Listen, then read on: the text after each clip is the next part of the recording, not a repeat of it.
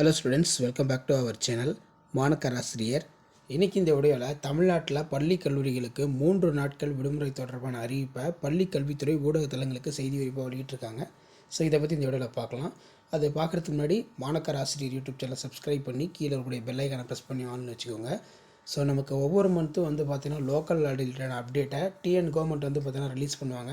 So இந்த பிப்ரவரி மந்தில் எந்த தேதியில் லோக்கல் ஹாலிடே, அதுக்கப்புறம் மார்ச் மந்த் பிறகுது. ஸோ அதில் பப்ளிக் எக்ஸாமினேஷன் ஸ்டார்ட் ஆனாலும் பொதுத் தேர்வு எழுதக்கூடிய மாணவர்களை தவிர்த்து மற்ற மாணவர்களுக்கு உள்ளூர் விடுமுறை வழங்கலாம் அப்படின்னு சொல்லி டிஸ்ட்ரிக்ட் கலெக்டர் ஆர்டர் போடுவாங்க.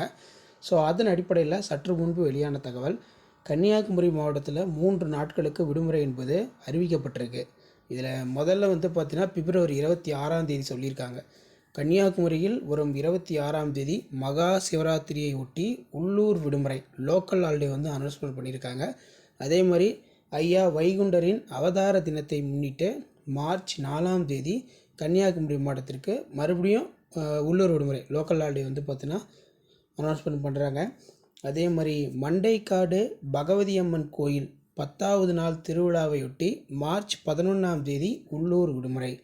அப்போ கன்னியாகுமரி மாவட்டம் பொறுத்த வரைக்கும் இந்த மாதம் 26 அடுத்த மாதம் 4 11 என விடுமுறை என்பது பார்த்திங்கன்னா வரிசையாக அறிவிக்கப்பட்டு வருகிறது. இது தொடர்பாக ஊடகத்தலங்களில் செய்தி குறிப்பு வெளியாக இருக்குது. கன்னியாகுமரியில் 3 நாட்களுக்கு விடுமுறை அறிவிச்சிருக்காங்க.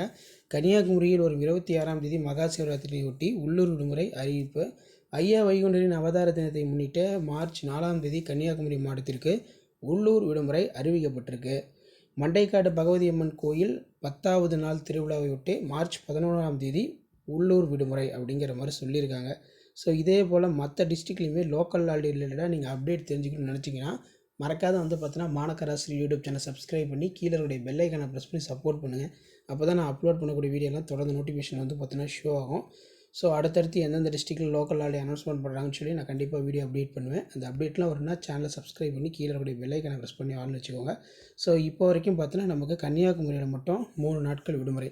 ஒன்று மகா சிவராத்திரி 26 அதே மாதிரி மார்ச் 4 விடுமுறை கொடுத்துருக்காங்க. இந்த மார்ச் 4 விடுமுறை பொறுத்த வரைக்கும் எது கொடுத்துருக்காங்கன்னா ஐயா வைகுண்டருடைய அவதார தினம்.